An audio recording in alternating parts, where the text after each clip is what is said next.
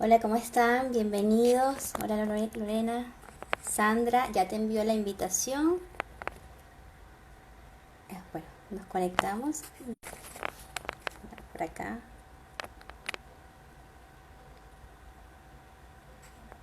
Te pasé la invitación, Sandra, si quieres acepta allí, porque vi que me la mandaste, pero se me pasó.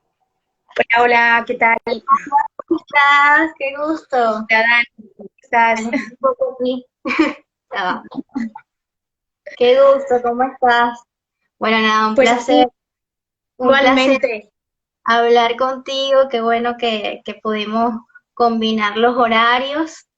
Eh, bueno, nada, previamente para darte un poco de contexto a este Ujú. en vivo, eh, para los que me siguen, pues les presento a Sandra García, es periodista española, quien estuvo en Colombia haciendo un reportaje sobre las mujeres venezolanas que se han visto obligadas a prostituirse en lo que es la frontera, un reportaje de verdad que creo que es necesario porque es una realidad que tiene mucho tiempo pasando, pero que no se le ha dado quizás la relevancia que tiene, porque esto no solo pasa en Colombia, sino en muchas otras países. En Trinidad y Tobago está también muy serio el tema de la trata de personas. Y todo esto en el medio del contexto del éxodo venezolano que se está viviendo desde hace varios años, pero que se agudizó en 2015. Y bueno, yo leí el reportaje y me interesó mucho el conocer también como tu punto de vista sobre ello, porque además, o sea, una periodista joven, española, que fue para Colombia, cubrió el tema entonces es como que llama mucho la atención, o particularmente a mí me llama mucho la atención. Eh, Quería colocar un video previo a comenzar la conversación contigo, que precisamente habla un poco de esto, es de un reportaje que hizo la revista Semana en Colombia. Déjame ver si puedo cambiar aquí un poco la imagen para compartirlo y entonces comenzar de lleno con la entrevista. Déjame ver. Está como vinculado con la policía que nos lleva para allá, para el otro lado, porque ¿se escucha bien? Nos agarran ahí como si fuéramos unos animales, como unos marranos, algo así, y ahí nos montan en el camión a la hora que sea. A veces nos llevan a las 6 de la tarde hasta el otro lado, y si no tenemos dinero, los cachorros nos cobran como cuerpo.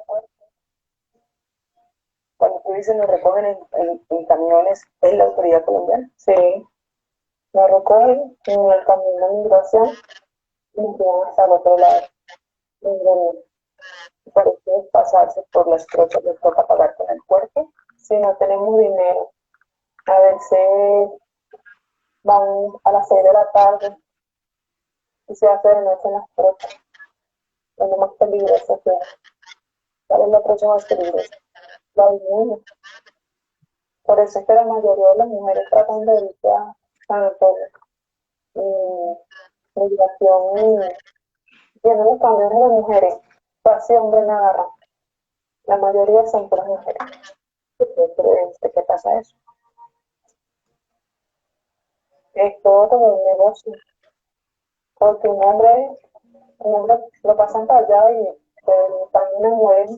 Saben que la mujer tiene que pagar con un cuarto si no tiene dinero. Un día me agarraron y no estaba trabajando. Bueno, por acá.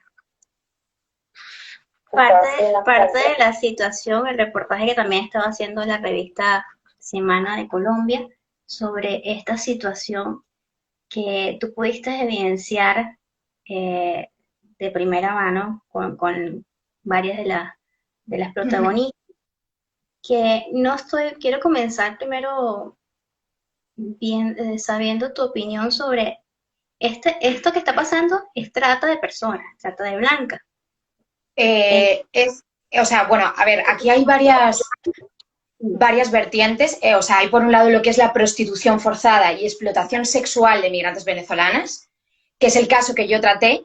y otro caso, por otro lado, que es la trata de personas, ¿sí? De hecho, yo ahora mismo estoy trabajando en otro reportaje, lo estoy elaborando ahora mismo, pero, bueno, me lleva muchísimo más tiempo de investigación, que es sobre trata de personas. O sea, en Colombia lo que está sucediendo es que se están captando a mujeres, se les engaña, se les secuestra y se trafica con ellas de forma interna en Colombia a otras ciudades distintas de Cúcuta, sobre todo a zonas mineras, Barranca Bermeja, Bucaramanga, zonas de explotación de recursos naturales, y después también se trafican con ellas fuera de Colombia y de Latinoamérica. De hecho, España ahora mismo es el principal país de destino de trata sexual de migrantes venezolanas y también se está traficando con ellas a Turquía. Entonces, por un lado tenemos lo que es la trata de personas, y luego por el otro lado lo que tú y la gente que nos pueda estar viendo y escuchando ahora, que es el tema de prostitución forzada y explotación sexual. No es trata... En el reportaje, el tema también de la prostitución, pero en cuanto a algo que me llamó mucho la atención, que también es un poco lo que enfoca el reportaje de la revista Semana, es también está muy ligado con lo que es la parte de la parte de seguridad de Colombia con el tráfico de migrantes, porque los llevan por las trochas son los caminos legales para pasar y lo hacen, que también lo comentan acá, es cortándole los documentos. O sea, hay unos que no, la mayoría de los migrantes pues no cuentan con pasaporte, van solamente con la cédula o el DNI, o el carnet migratorio que también se están allí, pues, y uno de los testimonios que hablan acá, y que tú también lo relatas en tu reportaje, es que le cortaron la cédula o le cortan el carnet y los dejan indocumentados. Claro, o sea, ellos lo que hacen es tenderles básicamente, para que la gente nos entienda, una trampa, ¿no? Ellos se acercan, vamos a ver, hay varias zonas emblemáticas donde se les somete a la prostitución a las mujeres. Uno de ellos es el Parque Mercedes, que es donde yo estuve, ¿sí? Allí hay una comisaría de policía a menos de 3 metros de distancia. Entonces, ¿qué pasa? Muchas veces hay lo que se conoce como redadas, ¿no? Entonces vienen 2, 3 policías.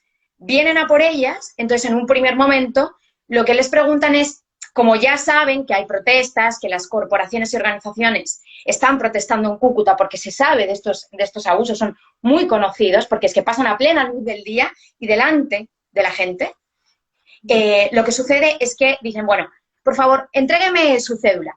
Ellas inocentemente entregan su DNI porque no se pueden negar a dar su identidad, claro, sino evidentemente las deportan. Y ahí es cuando ellas inocentemente entregan sus documentos, ellos los pican, o sea, los cortan, ¿vale? Y ahí dicen, oiga, no tiene identificación, qué pena, me la tengo que llevar a la frontera, la tengo que deportar. En ese momento se las llevan a alguno de los 2 lados fronterizos. El peor, como se contaba en el reportaje, es la zona fronteriza dureña. Yo estuve allí, en la zona fronteriza dureña, o sea, no hay ningún tipo de regulación, hay millones, o sea, hay miles de personas cruzando de forma diaria. El control es muy complicado porque no hay casi regulación y están, bueno, pues estos trocheros, ¿no? Que son estas personas que se encargan de cruzar ilegalmente a los inmigrantes, que claramente trabajan codo con las autoridades colombianas. Y aquí es donde viene el problema. Porque hay corrupción y hay impunidad y hay pagos y hay extorsiones y demás, ¿no? Porque no nos olvidemos que estos trocheros no podrían operar si las autoridades, tanto venezolanas como colombianas, ejerciesen su rol, que es el que tendrían que ejercer, que no lo hacen. Y ahí es donde desprotegen a la población vulnerable, que es el caso de estas mujeres. Tal cual. Bueno, la zona de frontera siempre tiene una dinámica muy peculiar, es como un submundo dentro del mundo. Y sí, lo que dice es creo que algo que ha estado a la vista, se ha denunciado también en muchas oportunidades y sigue pasando, que es la complicidad entre un lado y el otro, porque desde el mismo lado venezolano también conducen a quien te puede pasar por la trocha y el otro lo recibe del lado colombiano, y de hecho están los sellos de pasaportes y todo de ese. Es que además, Dani, perdón que te interrumpa, pero aquí hay algo que hay que tener en cuenta, y es que aquí hay presencia de grupos armados ilegales. Además. Y esto es importante, porque, o sea, que haya grupos armados ilegales operativos en esa frontera es uno de los grandes factores que explica esto. Y esto está permitido por las autoridades de ambos lados, porque Claro. sabemos que hay presencia de grupos armados ilegales en la zona fronteriza venezolana. Y Entonces, además, esto es bueno, algo importante también de tener en cuenta. no, y un punto importantísimo, porque es algo que también marca este incremento y esta actividad, que según estuve leyendo también aumentó, por lo menos lo que es el caso de la trata como tal en Colombia, aumentó el año pasado, según cifra del ministerio, un 82% de Exacto. la actividad. Y, y bueno, terrible. En ese punto, y comenzando, vamos al inicio de todo esto, ¿cómo te vinculas tú con el tema? Porque además estuve viendo que, bueno, tú estás muy relacionada con los temas de refugiados, Sí, como que sí. por allí, pero ¿cómo llegas entonces a esta historia? Y no sé si era que tenías ya planeado ir a Colombia por algunas vacaciones o algo, o fuiste Te, directamente a hacer este reportaje, ¿cómo te surgió cuento. todo? Como tú decías, yo estoy muy metida en todo lo que es tema de migración y refugiados, ya no solo a nivel profesional, sino a nivel personal. A mí siempre me ha interesado. Y bueno, luego profesionalmente, en cuanto tuve la oportunidad, pues empecé a intentar trabajar con esto. De hecho, el año pasado hice un reportaje sobre los refugiados, el campo de refugiados de Moria, en la isla griega de Lesbos. Y ahora este año, pues este reportaje, y también trabajo en el área de comunicación de una ONG venezolana que lucha contra la trata sexual. Así que estoy como muy comunicada con todo este área. Pero bueno, esto surgió, yo ya tenía mi viaje planeado a Colombia, con mi familia primero, después con mis amigas, pero todo esto surgió, previamente porque, como te decía yo, estoy muy empapada de este tema, leo muchísimo sobre todo esto porque, pues es algo que me preocupa muchísimo. Aquí en Vigo, la ciudad donde yo vivo, que es al norte de España, en Galicia, había una mujer venezolana en una tienda cercana a mi casa que, siempre me llamaba la atención porque siempre la veía con ojos tristes, ¿no? Con un semblante muy triste. Soy periodista y tú que eres comunicadora lo sabes también, soy muy curiosa, entonces cuando algo me da curiosidad, tiro de ese hilo y veo a ver hasta dónde me puede llevar porque nunca sé hasta dónde me puede llevar. Y eso hice, tiré del hilo. Entonces, pues un día le saqué la conversación como pude, ¿cómo estás? ¿De dónde eres? ¿Cómo llegaste a España? Lo típico, ¿no? Y poquito a poco, muy poco a poco, perdón, tejiendo pues como un vínculo de confianza con ella, me fue contando su historia. Ella fue explotada laboral y sexualmente en Portugal cuando estuvo trabajando allí, consiguió venirse para España, ahora está en una situación mucho mejor a nivel económico, está estable, está trabajando en una tienda. Un día yo le conté que era periodista y me dijo esto, ¿no? Me dijo que ella había sufrido todo esto, que sabía que le habían llegado de muchas amigas, vecinas, colegas venezolanas que estaba ocurriendo esta situación, ¿no? Y ella particularmente sabía de Colombia. Cuando yo le conté que era periodista, me dijo, ¿por qué no intentas dar visibilidad a estas muchachas que lo necesitan, que lo están pasando mal? Porque yo ahora tengo suerte, pero yo no dejo de pensar en todas esas mujeres venezolanas que no han tenido la misma suerte que yo. Y en ese momento dije, tengo que intentarlo, o sea, no pierdo nada, me dedico a esto, esta es mi profesión, creo que todos podemos contribuir de alguna manera, unos es donando comida, otros es creando proyectos educativos.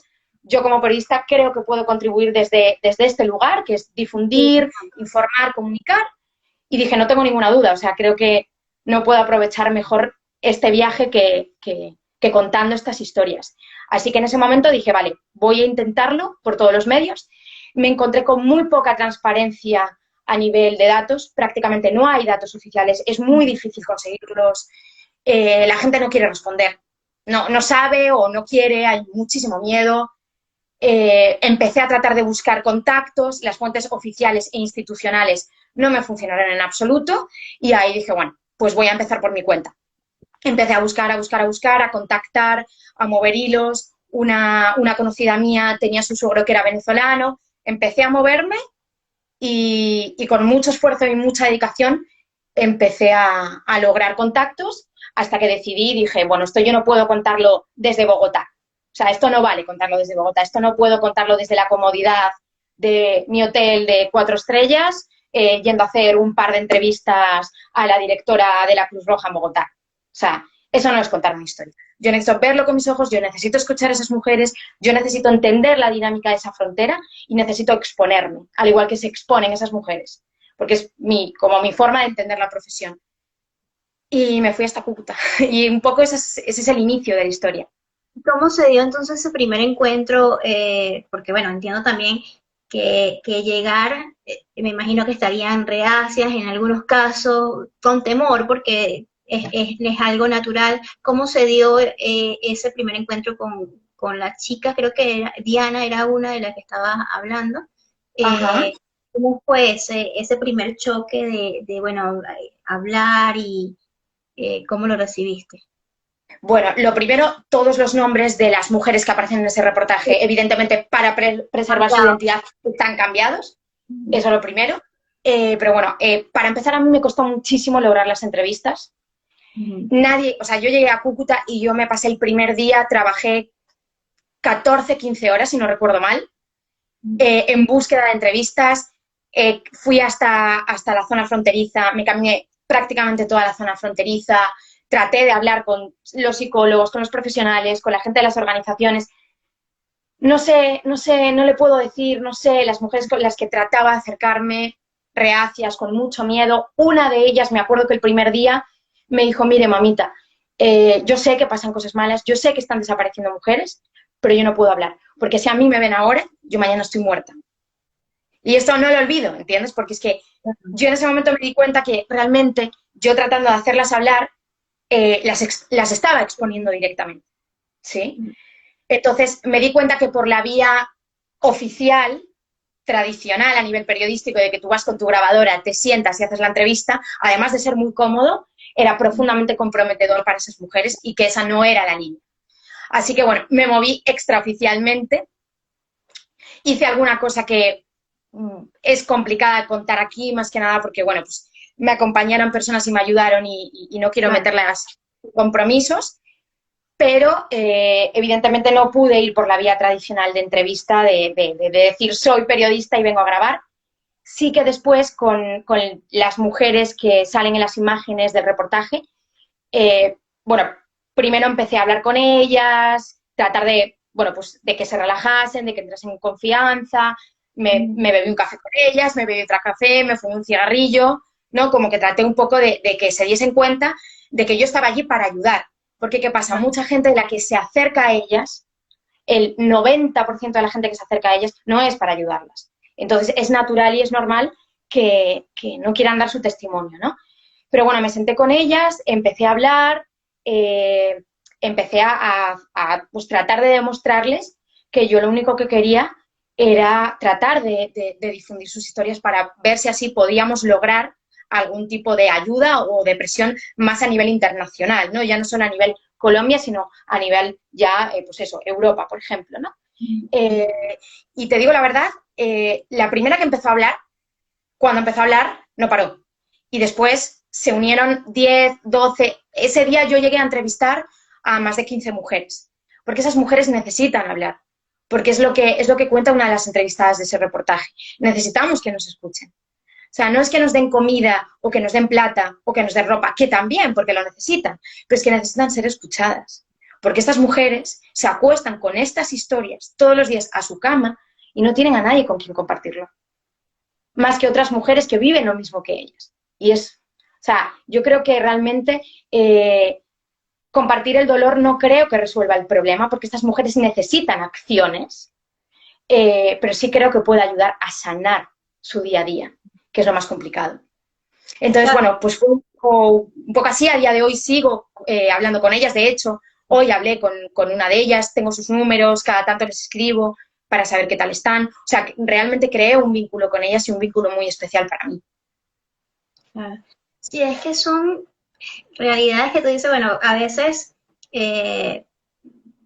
nos sumergimos en la información, en nuestro propio mundo y no nos damos cuenta de lo que está pasando más allá, de las complejidades que se pueden estar presentando a otras personas y realidades como esta, que por eso me entusiasmaba mucho el vivo, tienen que ser, no solo merecen, es necesario contarlas, es necesario visibilizarlas, plasmarlas, recordarlas que están allí, que está pasando, que no es algo que se está viendo en televisión, es algo que pasa en Colombia, pasa en Argentina, pasa en España, pasa en todos lados.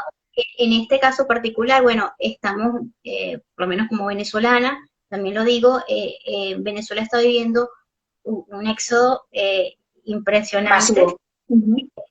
Vamos para casi los 5 millones, 4 millones 700, según el último reporte de ACNUR, y de esos 4 millones y tantos, 2 millones de venezolanos se han ido para Colombia. Entonces, ha sido también el drama.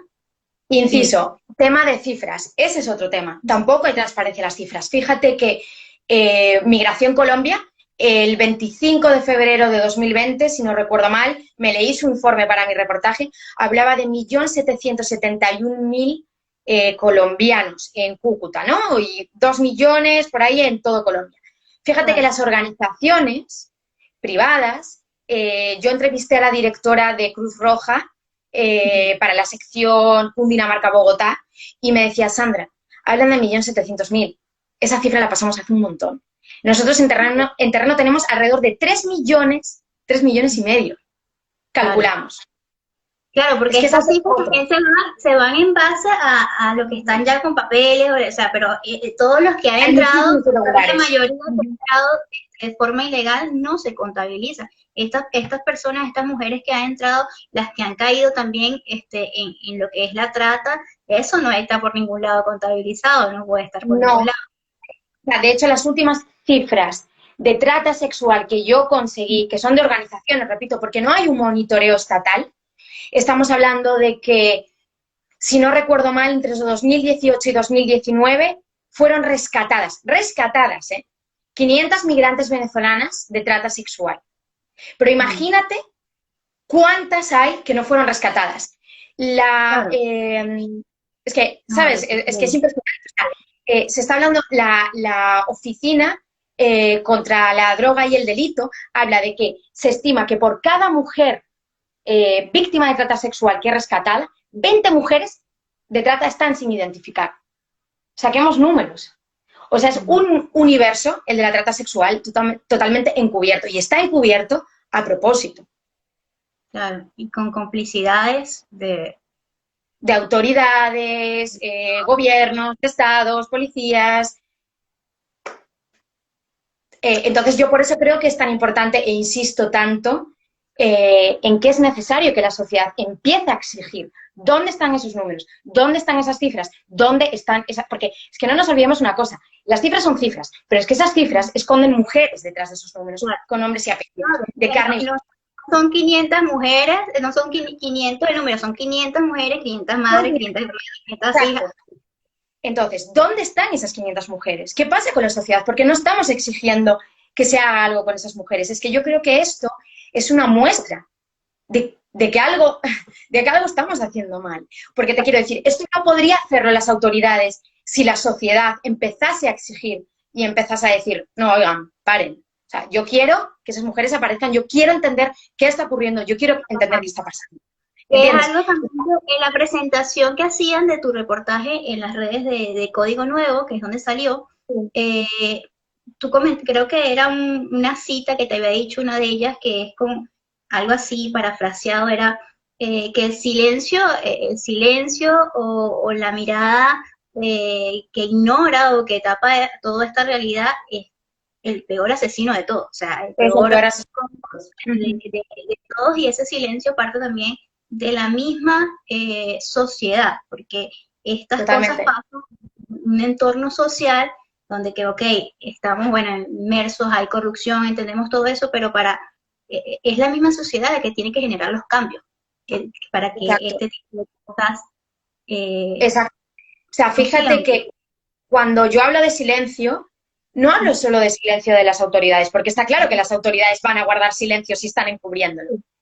Yo hablo del silencio de la sociedad civil. Yo hablo del silencio de personas como tú, como yo, o como mi vecino del quinto. Yo hablo de ese silencio. Ese silencio es el más grave de todos, porque estamos hablando de que yo cuando estuve haciendo el reportaje, esto no me lo contó nadie, esto lo vi yo con mis ojos. yo he visto niñas de 13, 14, 15, 16 años venezolanas siendo prostituidas y personas pasando con sus hijas de la misma edad mirando para otro lado. Entonces, algo está pasando y algo está fallando. Algo no está funcionando bien cuando eso está sucediendo. Es decir, hemos naturalizado y hemos normalizado esta situación. Y eso no puede ocurrir. Es decir, había al principio, ¿no?, cuando ocurre este éxodo masivo migratorio venezolano, que la migración venezolana lleva ocurriendo ya, y lo sabemos hace mucho tiempo, pero bueno, cuando hablamos de algo ya más masivo... A partir de 2015, por decirlo ahí. Exacto. Años, pues, Cuando hablamos de algo masivo, todo eran pobres venezolanos y todos los medios de comunicación poniendo el foco sobre los venezolanos. Pero ahora cada vez hablamos menos de las venezolanas y de los venezolanos, y esto sigue ocurriendo. Entonces, yo creo que el olvido y que el silencio y que la indiferencia son cómplices también de esto. Entonces, por eso yo hago tanto hincapié. ¿Cómo te cambió o te afectó esta vivencia que tuviste con ellas en Colombia? ¿Cómo te cambió? Bueno, de hecho yo en la última publicación que hice en mi Instagram, yo cuando me subí al avión para Colombia, el día que me subí a ese avión, yo ya sabía que iba a hacer ese reportaje. No sabía cómo iba a conseguir las cosas, pero yo sabía que lo iba a hacer. Muy pocas personas lo sabían mis padres y íntimas amigas, muy pocas. Y yo ya sabía en ese momento que me iba a cambiar la vida. Y cuando digo que me iba a cambiar la vida es que yo ya sabía que me iba a cambiar por dentro, ¿no? Estas historias es imposible que no te cambien por dentro. Por eso creo que la gente no quiere escuchar y no quiere observar el dolor ajeno. Porque sabes que en el momento en el que observas ese dolor y lo escuchas, ya no puedes seguir siendo indiferente. Es total y absolutamente imposible, ¿no? Y yo creo, de hecho, que hasta que ya no pueda hacer este tipo de reportajes porque me sea imposible a nivel físico o por algún tipo de problema, seguiré haciéndolo. Y ese es como mi compromiso, ¿no? O yo lo siento como mi compromiso como ciudadana. ¿Cómo me cambió? Bueno, ¿y cómo me afectó? A mí me afectó muchísimo, yo lo pasé muy mal durante el reportaje, porque no, es imposible distanciarte, más allá de que sabemos toda la teoría como periodistas, de que sabemos que tenemos que llegar hasta un punto, ¿no?, con nuestros entrevistados. Yo antes de ser periodista, yo no soy periodista, yo soy humana y luego cualquier cosa viene el título, ¿sabes? Eso es un título que tengo colgado en mi pared, pero eso no soy yo, eso no, a mí no me define. Claro, entonces, yo ahí era Sandra. Yo tenía la grabadora encendida, pero yo estaba siendo Sandra. Y estoy segura de que si yo hubiese sido mi título, el título de periodismo de la universidad, yo no podría haber contado nada. Porque esas mujeres hay que escucharle con esto, no con esto. Y ese creo que es el gran problema, que la gente las trata de contar y de relatar y de escuchar con la cabeza. Y hay que escucharlas con esto de aquí, porque es la única forma de llegar a ellas. Y eso es lo que me cambió por dentro, ¿no? O sea, entender que lo que no puede ser es ponerse en esa posición cómoda del sofá de tu casa y decir, bueno, que el Estado se encargue. Es que el Estado está haciendo muy malas cosas. Es que son unos corruptos. Pero ¿tú qué estás haciendo para que eso cambie? O sea, esa es mi pregunta, ¿no? Y esa es la pregunta que yo me hago todos los días a mí misma. ¿Qué estoy haciendo yo para que eso cambie o mejore o se reduzca, ¿no? Con esto no quiero decir que yo sea ni mejor ni peor, ¿eh? O sea, ni que sepa más que nadie porque no soy especialista en nada.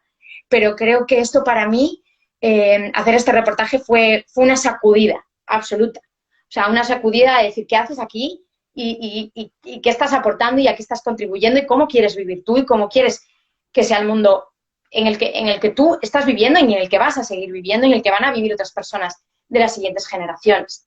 Para mí fue eso, fue una bofetada con la palma abierta en toda la cara.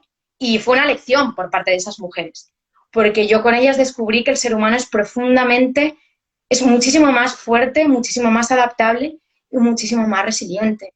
Porque esas mujeres, a pesar de todo, a pesar de que son violadas sistemáticamente de lunes a lunes por más de 10 hombres de forma diaria, a pesar de que son abusadas, maltratadas y humilladas por las autoridades, siguen cuidándose las unas a las otras.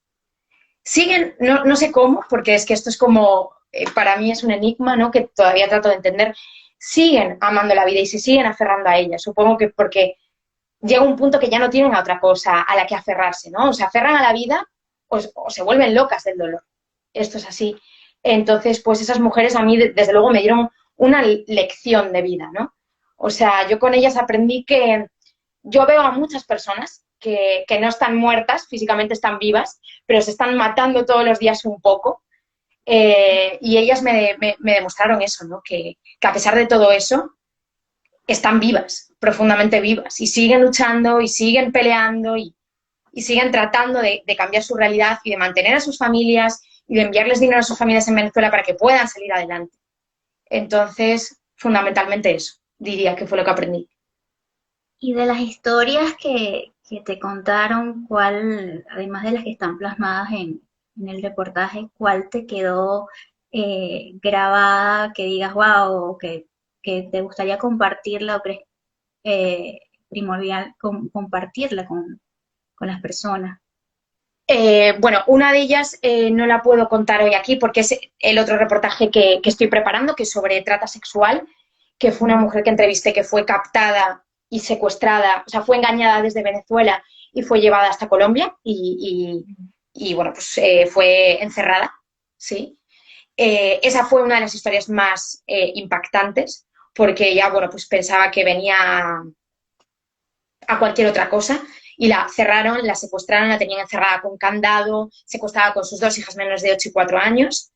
Entonces eso a mí fue algo como, a mí eso me marcó especialmente y el vínculo que creé con ella evidentemente pues es distinto, ¿no?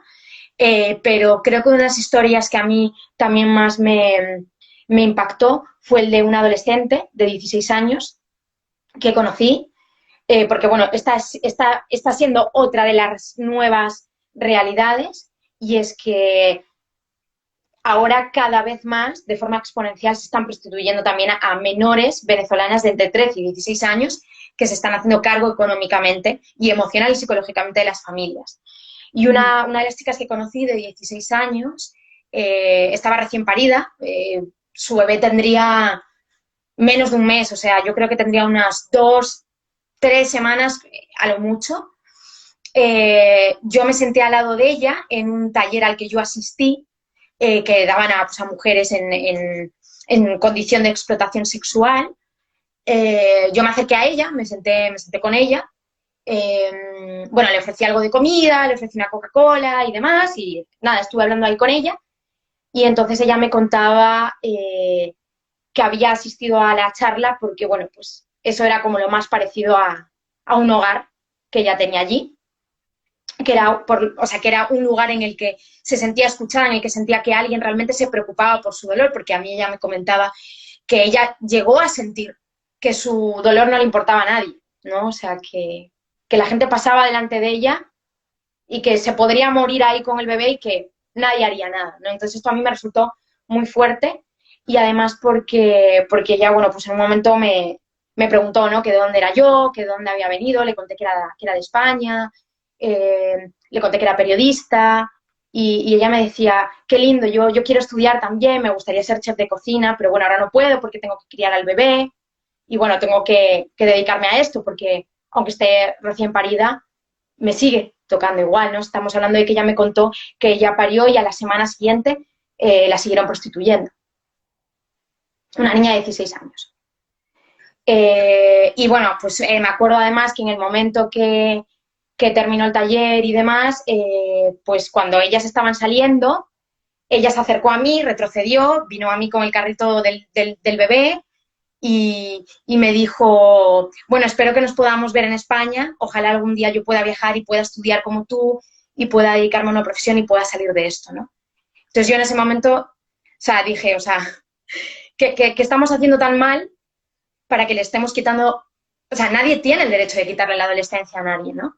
A los 16 años tienes que jugar, tienes que aprender, tienes que estudiar, tienes que hacerte preguntas, tienes que curiosear, tienes que explorar el mundo, explorarte a ti misma, no esto, ¿no? Entonces yo diría que esa quizá fue una de las historias más impactantes, aunque tengo un montón que no fueron incluidas en ese reportaje y que ojalá algún día, pues de otra forma, pueda contarlas. Yo estoy segura que sí va a haber la manera. Cuéntame un poquito de ese entonces, ese nuevo reportaje, dónde lo vamos a poder ver, va a estar igual por código nuevo o qué otros canales lo piensas publicar. Pues mira, de momento ahora yo no he cerrado con ningún medio porque es algo que estoy tratando de elegir como muy bien, porque es un reportaje al que le estoy poniendo muchísimo tiempo y muchísima dedicación. De momento tampoco lo sé porque me va a llevar muchos meses. Yo no me dedico solo a hacer reportajes, ojalá, pero a mí no me da para vivir esto y tengo que pagarme mis facturas, mis cosas. Y no, Vive. desgraciadamente a mí estos reportajes no me dan para vivir, la verdad, honestamente, así que me dedico a Te tropecientas llena. cosas. Entonces, bueno, yo creo que hasta dentro me quedan varios meses porque... ¿Qué? Típico periodista. Sí, Mucho típico. de... Por desgracia, sí, ¿no? Ojalá que solo nos pudiésemos dedicar a esto, pero sabemos que económicamente, al menos yo de momento, no tengo la posibilidad de hacerlo. Pero bueno, trabajo en otras cosas para que el día de mañana a largo plazo pueda dedicarme solo a esto, ¿no? Esa es la intención. Pero bueno, de momento me queda mucho trabajo porque estoy siguiendo como varias líneas de investigación, como te comentaba, porque o sea, se está traficando mucho con las migrantes venezolanas a Trinidad y Tobago y también a Ajá. Europa, Turquía y España. Entonces estoy siguiendo varias rutas de las que están siguiendo los traficantes. Me lleva muchísimo tiempo de investigación, muchísimo. Son informes de 500 páginas en inglés. Yo la verdad que no es que sea brillante en inglés, así que me lleva más tiempo también. Y cuesta muchísimo conseguir las entrevistas de las mujeres también, ¿Y porque muchas de ellas... En España manejas alguna cifra actualmente o relacionadas a este tema o todas? Sí, sí las puedes encontrar no me sale el nombre ahora de la oficina, pero bueno, está relacionado con el Ministerio del Interior, sí que se pueden encontrar, eh, pero son cifras también que, repito, por cada mujer que es identificada y rescatada de trata sexual, hay 20 sin identificar. Después también es muy difícil hablar con las mujeres en situación de trata sexual. Yo he entrevistado a dos, por ejemplo, solo hasta el momento, porque muchas están en protección de testigos, muchas tienen unas secuelas psicológicas tan graves que es imposible que puedan hablar del tema. Y bueno, como repito, el monitoreo estatal es muy malo, incluido aquí en Europa, que somos el primer mundo y demás.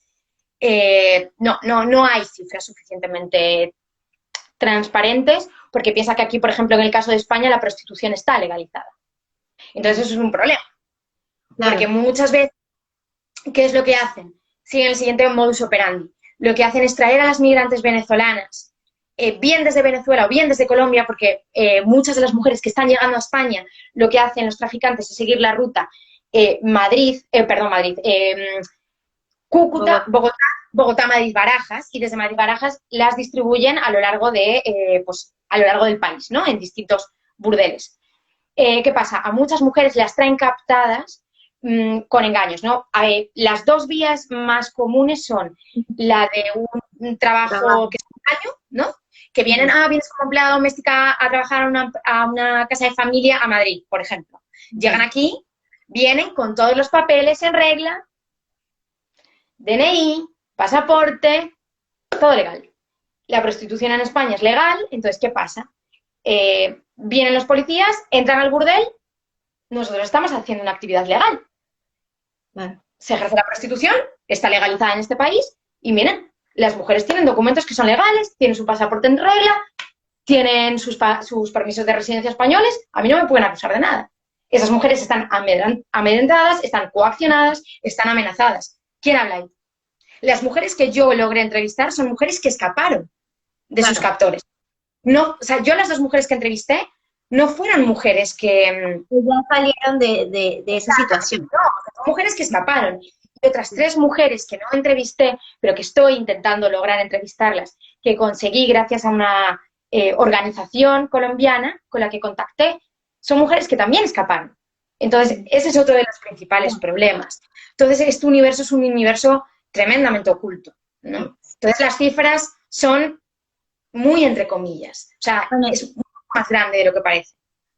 sí, y volvemos creo que al punto también, el del silencio de no prestarle atención y no escuchar, porque está también el silencio y el no escuchar las realidades de estas personas y bueno, alzar la voz por ellas, que creo que también es algo que nos incumbe a todos, más allá de los medios, de las instituciones, a la sociedad civil como tal, el pedir. que se reivindiquen sus derechos, el derecho Ujú. a esa chica de 16 años que debería estar estudiando, debería estar soñando en qué quiere ser, en haciendo pastelitos y no cuidando un bebé y teniendo pues que estar en esa situación tan dura, tan cruda, no sé cómo llamarlo, Sí, porque las cosas se es me difícil de vienen, navegarla. sí, Lo que, lo eh, que yo creo que pasa es que nos cuesta muchísimo claro, observar el dolor ajeno. Es incómodo, el dolor es incómodo, es tremendamente incómodo. entonces para tú, bueno, si escuchas eso, te mueve, como decías, la fibra por dentro, es algo que duele, entonces al dolor, ¿sabes? Intentamos como que, bueno, esto me va a molestar, mejor no lo veo, pero Claro, sigue es pasando, incómodo. o sea, Es y uno que, no sabe el es día de que, es que mañana no, qué pueda pasar, porque a lo mejor, bueno, esta es una chica venezolana que está a kilómetros, pero así como suceden con ella, suceden con otras tantas claro, que pero es que, ¿sabes cuál creo que es el problema? Es que siempre decimos, es que porque tú no lo observes o tú no lo escuches, va a seguir igual. No, no va a seguir igual, va a seguir peor. Es que es el claro, problema, no va a seguir igual. Cuanto más callemos y cuanto más ocultemos y cuanto más ciegos nos volvamos, no solo es que la situación va a seguir igual, es que la situación va a seguir aumentando y las cifras nos lo dicen. Yo no soy amiga de las cifras ni amiga de los números, de hecho siempre me estoy peleando con los medios de comunicación porque siempre digo, señores, den nombres, den historias. O sea, hay historias individuales, escuchemos las historias, dejen de dar números como si todo fuese un número, pero aquí sí importan los números. Estamos hablando de que del 2018 al 2019 pasó de haber 200 mujeres rescatadas migrantes venezolanas de trata sexual a 500, 300 más en 12 meses. Ese número nos está diciendo algo y nos está claro. diciendo que cuanto más callemos, no solo es que la situación va a seguir igual, es que va a seguir, o sea, es que va a ser muchísimo peor. Y O bueno, sea, y ese es el el tema punto. con Trinidad y Tobago, que también es un tema latente allí que se le ha puesto la mirada, pero brevemente, no a fondo, que también, que eso se va a embarcaciones con esto de los sueños, de jugar con los sueños, también hay de amigos, que bueno, hay una oportunidad de trabajo acá, se van en embarcaciones hasta Trinidad, de Venezuela a Trinidad, desaparecen, o sea, pero no hay naufragio, no hay cuerpos, Nadie simplemente sabe nada. apareció, se fumaron. ¿Qué sucede allí? ¿Qué sucede? No, porque no puede, Bueno, eh, esto está ocurriendo en Colombia. Esto está ocurriendo en Colombia. Mujeres venezolanas están desapareciendo y nadie sabe nada, sus familias no saben nada, sus compañeras no saben nada, nadie te sabe nada. puedo preguntar sobre precisamente la familia. ¿Cómo tratan estas chicas el tema de la familia? O sea, ahí imagino que la mayoría pues inventará un mundo paralelo para su familia en algunos casos y Así en es. otras capaz si les comentan cómo tratan ellas esta situación. Sí, ellas lo esconden, lo ocultan, porque es que hay que tener un dato muy importante y que quiero decirlo hoy aquí, que es que hay este estigma de que la mujer venezolana se prostituye porque quiere, por decisión, ¿no? Porque es que son unas vagas, están acostumbradas a que el Estado les pague todo, entonces vienen a Colombia y no quieren trabajar. Pues los números, otra vez, nos dicen lo contrario. Según un estudio de la mujer de Bogotá, dice que el 74% de las migrantes venezolanas en Colombia no ejercían la prostitución en Venezuela. Y esto es un dato que es clave. Pero es que esto lo dice las autoridades colombianas, pero es que las organizaciones privadas colombianas a mí me han dicho que en Cúcuta el 90% de las migrantes venezolanas en Cúcuta que están siendo prostituidas nunca ejercieron la prostitución en su vida. Y esto no 90%. es 90%. Y llegados hasta a este punto, desgraciadamente, puedo decir que las cifras que me dan las autoridades colombianas y las autoridades en general no se suelen corresponder con la realidad. Porque las mujeres me hablan de otras cifras que sí coinciden con las organizaciones. Y la verdad, me creo más a esas mujeres que están sufriéndolo que a una persona que hace un monitoreo una vez cada 3 años, ¿no? Entonces, evidentemente, claro, sí, Dani, lo ocultan. Lo ocultan porque piensan que son mujeres que ellas tenían un trabajo en Venezuela, algunas de ellas eran guardias de seguridad, dependientes de tienda, tenían restaurantes, trabajos como el que tienes tú, como el que tengo yo, como el que tiene cualquiera, ¿no? Entonces, tú imagínate lo que es salir con el sueño de Claro. tu país, de creerte que vas a llegar a Colombia y que vas a poder sacar a tus hijos adelante y que además vas a poder enviarle dinero a tu familia. Es que además eres visto como una héroe en tu familia, ¿no? O sea, la que se pone la familia a la espalda y la saca adelante y que llegues ahí y que te des, o sea, que te des frontalmente contra la realidad. ¿Cómo cuentas tú eso? ¿Cómo descuelgas el teléfono y llamas a tu madre de 65, 70, 80 años? Mamá, me están prostituyendo, o hago esto o me muero del hambre. O hago esto o no puedo enviarte medicinas a Venezuela. ¿Cómo cuentas tú eso a tu familia? Sí, Es que, o es sea, te parte quiero decir, de esa realidad tan complicada porque, bueno, yo personalmente yo me vine a Argentina por la frontera con Brasil. ajá, Crucé Brasil por tierra y también se ve el choque. Y, bueno, estuve hablando con varios de los que estaban allí y decían, bueno, era abogado, estaba por terminar la carrera de ingeniería, hoy estoy aquí vendiendo con chicos, vendiendo caramelos, no tengo dónde dormir, pero mi familia en Venezuela pues no sabe nada. Yo, o sea, yo le digo que yo tengo un buen empleo, le tengo un niño que le tengo que mandar dinero, y no les puedo decir nada, porque imagínate, tengo que asumirlos allá, pero aquí no tengo nada. O sea, no, es de verdad que son realidades tan complejas, tan duras y difíciles, porque extremadamente, sí. son como todas las caras o las diferentes caras que puede tener un éxodo, un proceso migratorio, donde, bueno, sí, hay quienes han salido y afortunadamente han crecido, pero también Lo está hay, lo hay, lo hay.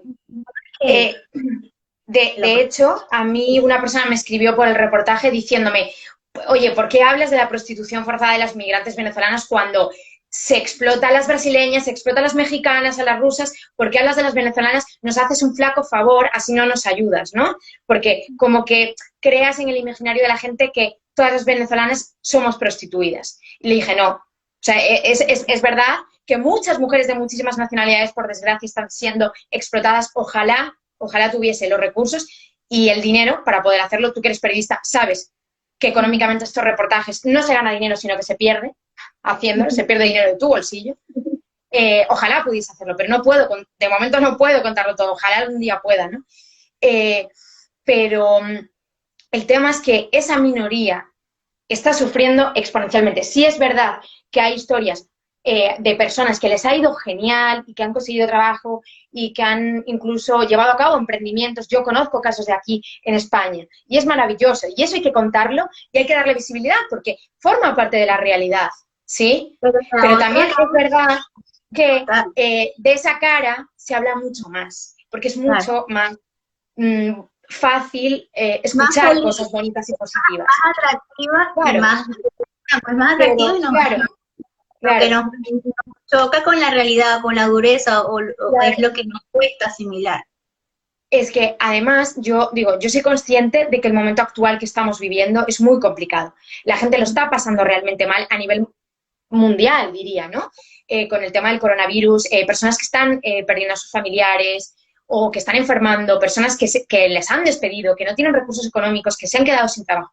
Yo entiendo que la gente lo está pasando mal.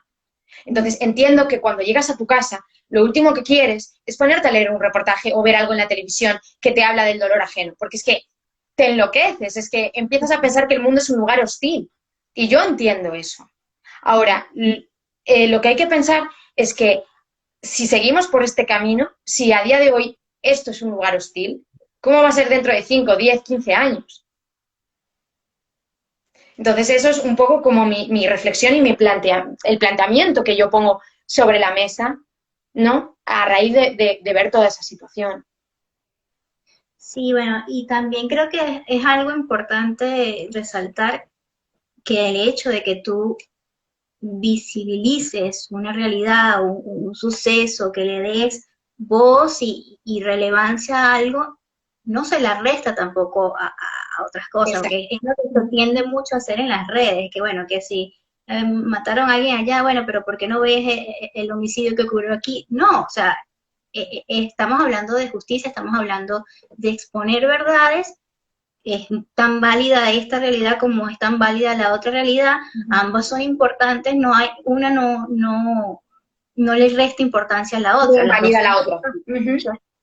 Eso creo que es algo fundamental porque se ve mucho en las redes sociales, tú comentas cualquier cosa y bueno, ya va a haber alguien que te va a decir, bueno, pero ¿por qué te enfocas en lo que está pasando allá, ve lo que sucede en tu país, en tu ciudad? O sea, se tiende mucho a esa práctica y yo creo que es eso, o sea, una cosa no le resta importancia a la otra. Todas las voces merecen ser escuchadas y realidades como esta que nos cuesta asimilar, que es muy duro, por muy duro que sea, por muy doloroso que pueda ser, es necesario contarla para que ese dolor no siga aumentando y no siga, o Claro, sea, es que radicando. además me lo decía, ¿no? Una de las mujeres que entrevisté, no quieren ver lo que está pasando y esto está pasando. Mm, Es innegable. O sea, digo, claro. podemos cerrar los periódicos, podemos no leer los reportajes, podemos no escuchar los programas de radio, podemos no ver la televisión. Eso no va a implicar que sigan secuestrando a mujeres, que sigan violándolas, que las sigan explotando, que las sigan secuestrando. No va a dejar de ocurrir. Podéis tirar todos los periódicos a la basura, podéis tirar el televisor por la ventana, por el balcón de vuestra casa, pero las mujeres siguen ahí fuera y siguen siendo maltratadas, explotadas y violadas, ¿no? Entonces, o sea, la realidad no, por mucha que la neguemos, no va a cambiar. Sigue pasando. Bueno, Sandra, de verdad que ha sido un placer. Estaba Para mí pendiente igual, de Dani. que se nos va a cumplir la hora y se nos puede cerrar aquí el live, entonces te pido Exacto. disculpas. Pero ha sido un placer conversar contigo. De verdad te agradezco muchísimo el live y te agradezco muchísimo como venezolana. Ahí me voy yo, me quito un poco el rol de periodista y me voy como ciudadana, como venezolana. El hecho de que hayas tomado esta historia y la hayas hecho tuya, la hayas querido contar y visibilizar, es importantísimo. Ese papel, ese aporte que tú nos estás brindando, creo que es necesario. Y bueno, un aporte gigantesco. De verdad, qué placer. Entiendo que es de noche por allá, entonces ya debe estar agotada un poco O sea, si te digo la verdad, estoy agotada, pero o sea, me creo imagino. tanto en esto y creo tanto en lo que hago y adoro tanto a lo que me dedico que puedo estar agotada que lo hago encantada. Así que no, o sea, gracias a ti por querer que hoy charlásemos, que lo hablásemos, poner un poco como una apuesta en común de todo esto. A mí, las personas que me están dando gracias por el reportaje, les digo esto y lo repito hoy, a mí nadie me tiene que agradecer nada, este es mi trabajo, o sea, esta es mi elección, esta fue mi decisión desde hace Claro. ya un tiempo, es una decisión que tomo todos los días, es verdad que a veces lo quiero dejar y me quiero rendir y digo, me voy a dedicar a cualquier otra cosa y voy a dejar todo esto, pero siempre termino Claro, cayendo de vuelta. agotador emocionalmente este tipo Sí, de periodismo. emocionalmente son, sí, lo son. Entonces, no, o sea, yo creo que yo hago mi trabajo, lo intento hacer lo mejor que sé y lo mejor que puedo, y porque creo en esto, creo en lo que hago. Para mí no hay otra forma de vivir, esta es mi forma de entender la vida y de entender la profesión, y lo hago por elección propia, ¿no? No por quedar bien con nadie, ni porque, o sea, yo desde luego famosa no me voy a hacer, ni millonaria me voy a hacer con esto, ¿no? Pero desde luego a mí esto me sirve a nivel personal porque a mí pues ayudar a otros a contar sus historias de alguna forma me ayuda también a sanar algunos de mis dolores, ¿no? Así que nada, gracias a ti por darme el espacio, por escucharme y por interesarte en mi trabajo. De verdad que me ha hecho mucha ilusión, así que te lo Y, agradezco un montón. no, y estaré pendiente entonces de ese próximo reportaje. Ojalá, bueno, podamos en alguna otra oportunidad Ojalá, repetir este contacto de Argentina-España. encantada. Y bueno, no, un beso gigante hasta allá y de verdad, Igual. abrazo y cariño. Gracias, Dani. Encantada. Muchas gracias. Hasta Saludos luego. por